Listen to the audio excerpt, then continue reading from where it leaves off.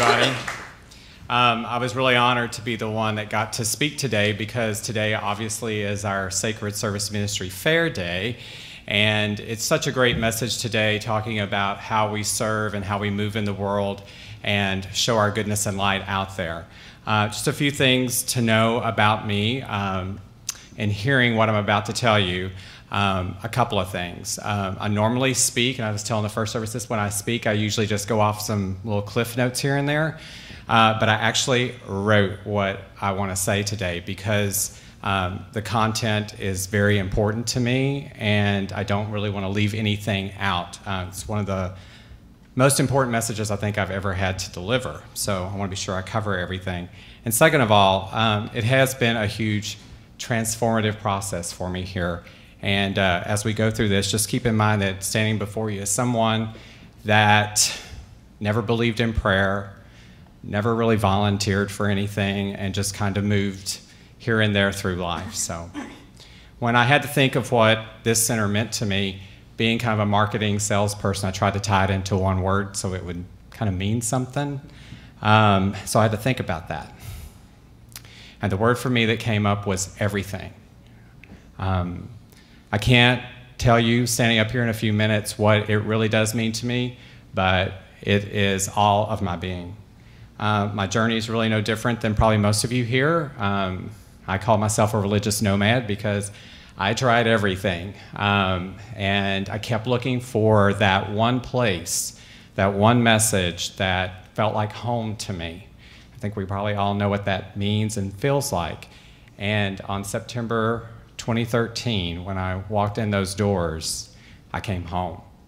And I knew what that meant and what that felt like. So why CSLDallas for me in particular? It honored that nomadic path for me, and with complete understanding and love.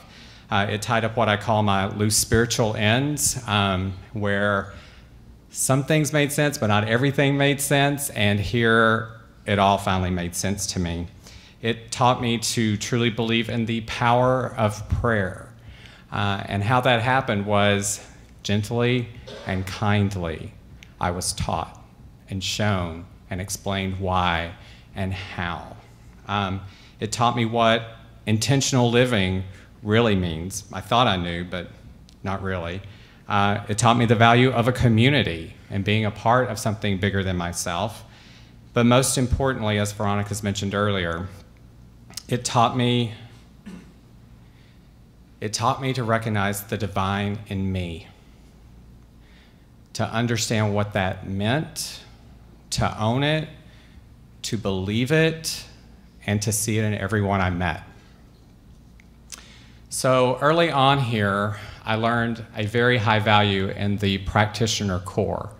If you have not experienced the practitioner here, I highly suggest that you take that moment today to meet with one, because it will change your life. They are brilliant people doing brilliant work that I think don't get as utilized as we probably should use them. And this is why I feel that way, because I started down this journey and decided quickly that I needed help. I needed to really understand. I wanted to learn more. It felt right, but I needed help. So I enlisted the help of one of the practitioners here, an amazing woman named Tracy Brown, which I'm sure most of you know. Tracy very lovingly heard my journey and very kindly and softly taught me a lesson.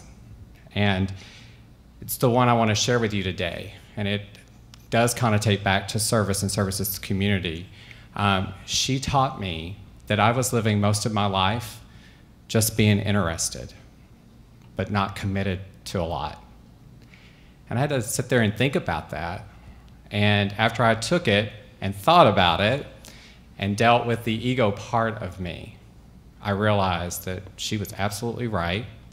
And it was those words that transformed my life from there out. I started looking at how I treated my family, my friends, my work, and a community that I knew I wanted to be a deeper part of. And it really taught me that when you own it and you believe in it, it does what they tell you that it does. It does work. So I stand here before you a changed man. The Center, the Science of Mind Philosophy, Dr. Petra, Reverend Karen, Tracy Brown, Veronica Valles, the communications team, the music and mystic note team, the Gay Men's Circle, the foundations class. Everybody I have come in contact with here has changed my life profoundly. And I am deeply grateful for that moment and for those people. And it's an honor and privilege for me to serve here in this community. So the message today to you is to challenge yourself. You too look at your life and understand, am I just living interested or am I living committed? And a good way to live committed here is to serve this center. I co-team lead the communications team with a practitioner here, Christine Faulkner, and we are charged with doing our part to get the word out about this center.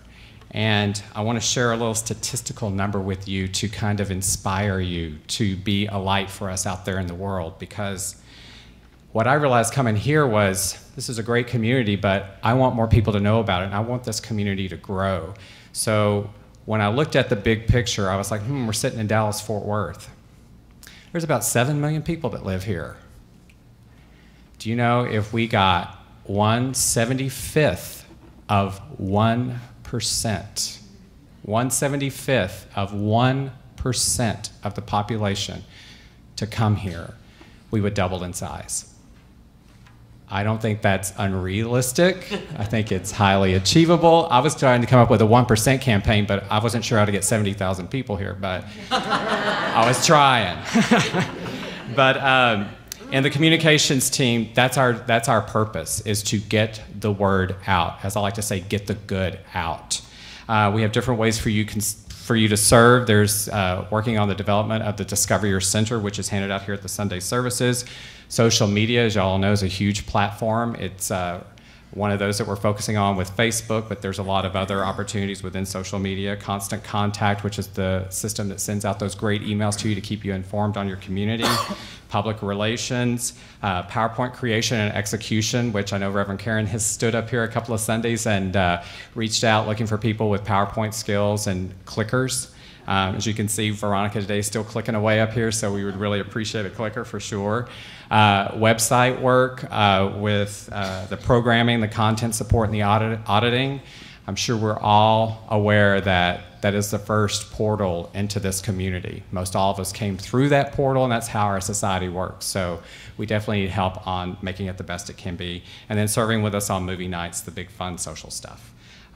So what I know to be true is that maybe one of these things I've mentioned to you in communications doesn't really resonate with you, and I totally understand and I totally get that.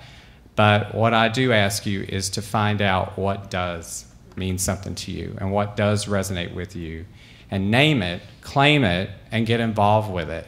But if you don't have time to volunteer, you do have time to participate in this center and be the energy and the lifeblood of this center. So choose to come to service. Choose to come to Mystic Note Cafes. Choose to educate and use the workshop systems, because that's what they're here for. It's our big point of difference. We literally take you along the path, standing next to you, holding your hand, reading the book with you, active learning with you.